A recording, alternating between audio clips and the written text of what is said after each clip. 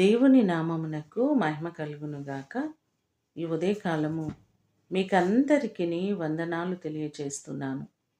ఈ దినము మిమ్ములను బలపరచు దేవుని మాట. ఆయన మిమ్ములను గూర్చి చింతించుచున్నాడు గనుక మీ చింత యావత్తు ఆయన మీద వేయుడి. మొదటి పేతురు రాసిన పత్రిక 5వ అధ్యాయము 7వ వచనం.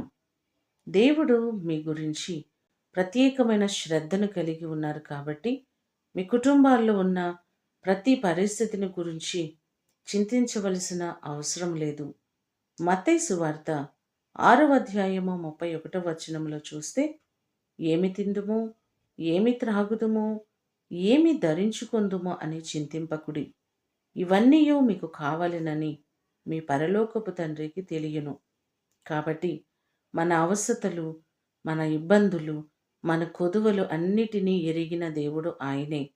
ఆయన మన గురించి ఆలోచన కలిగి ఉన్నారు కాబట్టి మన చింత, మన బాధ, మన ఇబ్బంది సమస్తము ఆయన మీద భారము వేసినట్లయితే, నీ భారము యెహోవా మీద మోపుము, ఆయనే నిన్ను ఆదుకునునని చెప్పినట్లుగా మీ భారములు, మీ ఇబ్బందులు, మీ చింత సమస్తమును దేవునికి అప్పగించినట్లయితే ఆయన తప్పకుండా మీకు సహాయము చేసే దేవుడు, మీ కుటుంబాలను దీవించేవారు.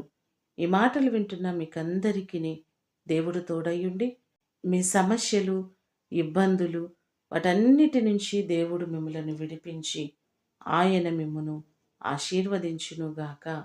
ప్రార్థన చేసుకుందాం. పరలోకమందున్న మా తండ్రి, మీ పాదములకు వందనాలు, స్తోత్రాలు.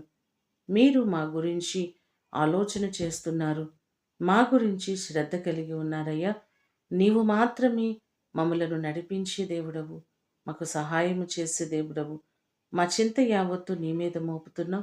ప్రతి సమస్య నుంచి విడుదలను, సహాయమును మీరు మాకు కలుగ చేయండి.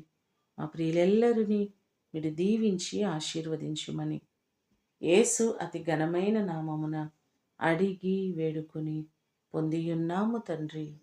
ఆమేన్. దేవుడు మిమ్ములను దీవించునుగాక.